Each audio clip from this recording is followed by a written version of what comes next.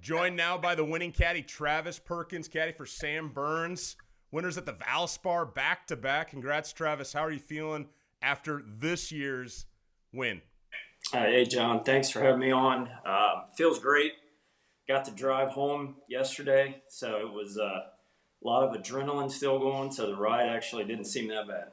Yeah, exactly. Those are good rides, man. You got your phone calls going and text messages coming in. Oh, yeah. Uh, hey, let's talk about the playoff. That second playoff hole, the 16th, the opening of the snake pit.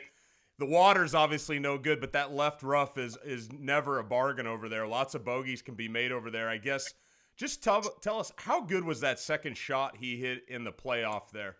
Yeah, it was very good.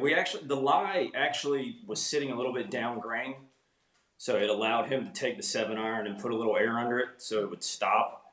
But yeah, it's such a tough hole. You can take a club off the tee that's going to cover the water a little bit, but if you pull it slightly, it's going over there into the rough. And then just depends on the pin whether you can hit a good shot in there. And Sam hit an unbelievable shot out of there on that playoff hole.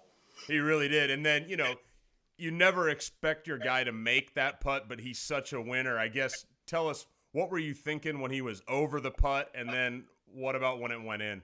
Well, during regulation, we had a chip from over there just probably 2 yards farther into the rough there. So he knew kind of what the putt did at the end. And he's such a good putter. I knew it was going to have a chance. From my view over towards the front of the green, I thought he had missed it left, and then I saw it circle around and go in the hole, and then his reaction was, and he was fired up.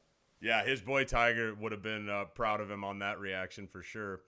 Hey, what was, I feel like, first of all, I feel like we got to get a nickname for you out of this maybe. I don't know if Picasso's being thrown around or something like that. But the golf course this year was a little bit different than last year, but how was this win different than last year? The golf course, I actually felt like the golf course played a lot like it did last May because it was soft.